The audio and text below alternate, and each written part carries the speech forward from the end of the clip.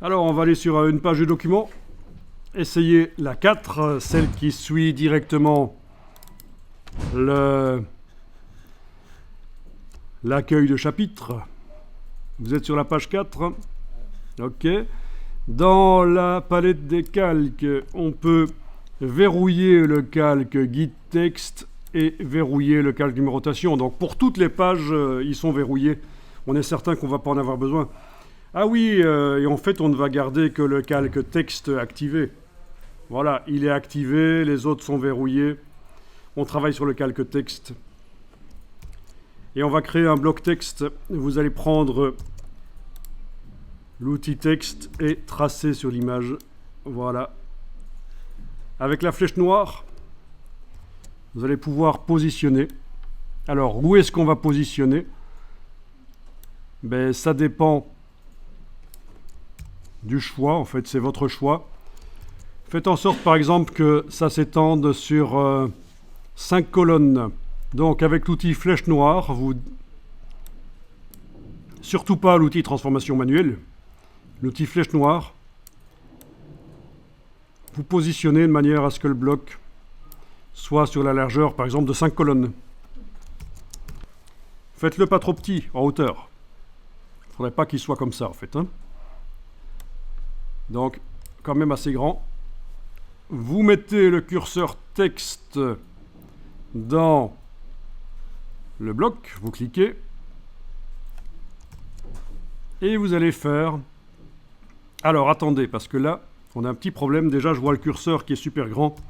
Avant de coller, je veux dire, on va aller dans la palette des styles de paragraphe, menu texte, style de paragraphe, et vous allez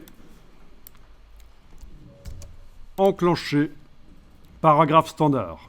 Donc ça, c'est le style qui vient avec tous les documents InDesign, un style basique.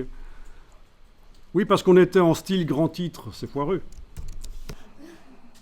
Bien, donc si vos colonnes guides sont trop foncées, vous ne voyez pas nécessairement bien le curseur clignoter. Alors, ce que je vais faire là, vous ne le faites pas, vous regardez juste. Chez certains parmi vous, il y avait un problème qui est celui-ci.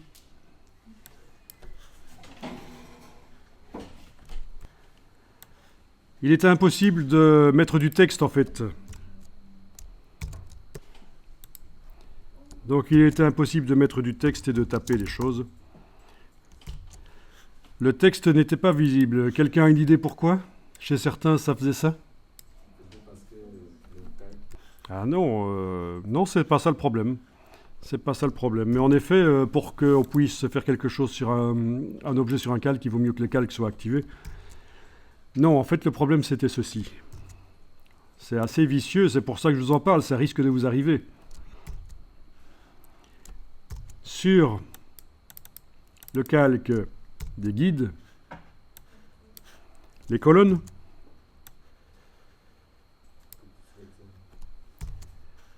elles étaient avec de l'habillage de texte enclenché.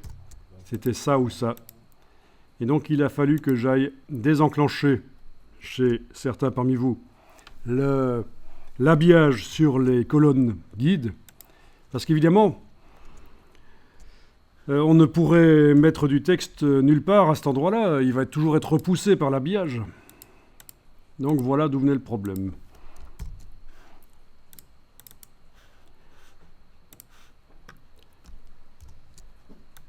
Ok, quoi qu'il en soit, là, avec votre curseur qui clignote, vous allez pouvoir faire un CTRL-V et coller le premier paragraphe de Wikipédia.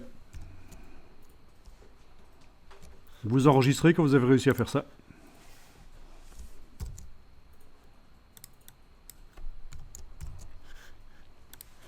Alors bien entendu, par la suite, quand le document sera fini, il est logique qu'on aille enlever l'œil en face de guide texte.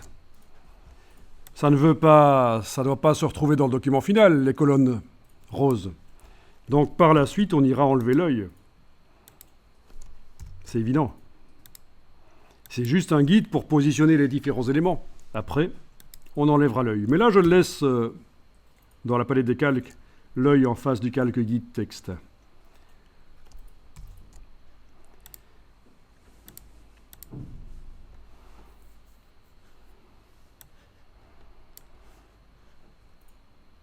C'est vrai que c'est pas évident à comprendre.